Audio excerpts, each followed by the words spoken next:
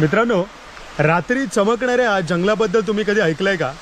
आपल्या सह्याद्रीमध्ये पावसाळ्यात काही झाडं रात्रीची चमकतात.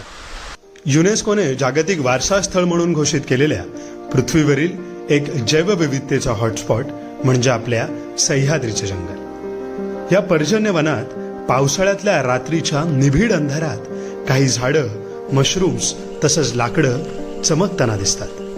सृष्टीचा हा अनोखा सोहळा खूप पाऊस आणि बाष्प असलेल्या ट्रॉपिकल रेन फॉरेस्ट मध्येच अनुभवता येतो.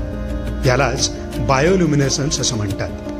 याआधी महाराष्ट्रात भीमाशंकर, आंबोली तसंच गोव्यात भगवान महावीर वाईल्डलाईफ सँच्युरीमध्येही बायोल्युमिनेसन्स बघितलं गेलं आहे. नैसर्गिक संपत्तीचा खजिना असलेल्या सह्याद्रीची जंगलतोड आणि मायनिंग माफियांपासून सुटका करण्यासाठी आपण निसर्गपुत्रांनी पुढे यावं, हाच उद्देश आहे.